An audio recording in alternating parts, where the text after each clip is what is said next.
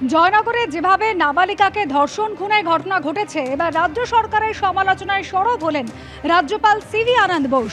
তিনি বলছেন, আরজিকর মেডিকেল কলেজের ঘটনার পর আবার জয়নগরের ঘটনা।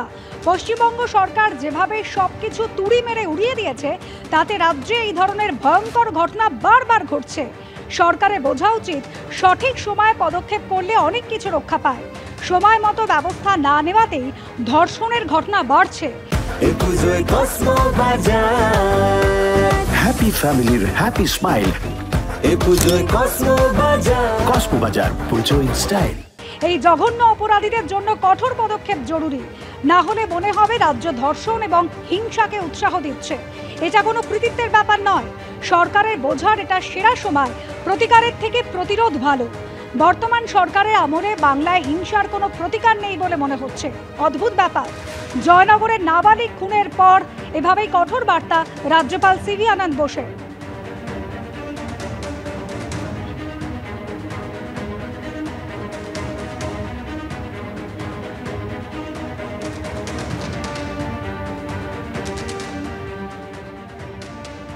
আর এদিকে আপনারা জানেন, ধর্মতলায় অনশন মঞ্চ থেকে আমরণ অনশনে বসেছেন জুনিয়র ডাক্তাররা। 6 জন জুনিয়র ডাক্তার, তারা শুরু করেছেন তৃতীয়ার দিন থেকে আমরণ অনশন।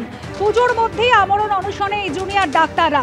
ডেডলাইন শেষ, সরকারের কাছে তারা তাদের 10 দফা দাবি পেশ করেছিলেন, সেই দাবি মানা হয়নি। দাবি না মানা পর্যন্ত তারা অনশন চালিয়ে যাবেন বলে ঘোষণা করেছেন।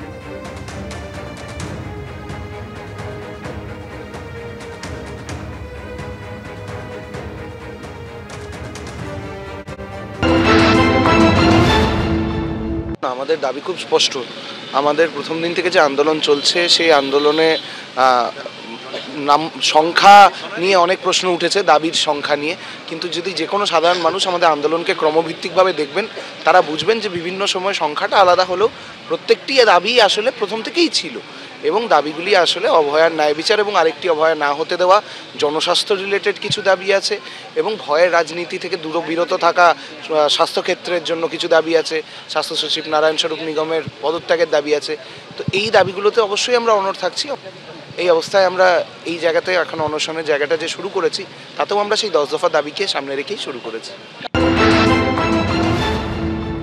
দেখুন, আজকে যে আমাদের এরকম একটা সিদ্ধান্ত নিতে হলো, এর দায় যদি বলেন, এর দায় তো রাজ্য সরকারকে নিতে হবে।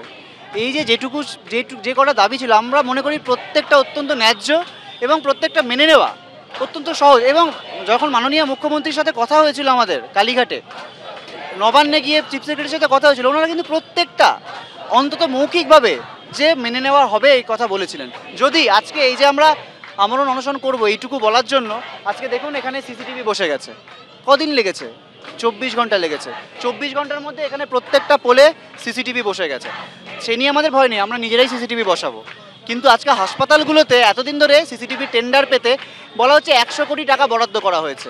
100 কোটি টাকা বরাদ্দ করে কি হয়? স্বাস্থ্যক্ষেত্রে একটা রিক্রুটমেন্ট, আমরা বলেছি রোগী পরিষেবা বাড়াতে গেলে টেকনিশিয়ান, নার্স, জিডিএ, ডাক্তার সবার রিক্রুটমেন্ট দরকার। কেন করা হবে না?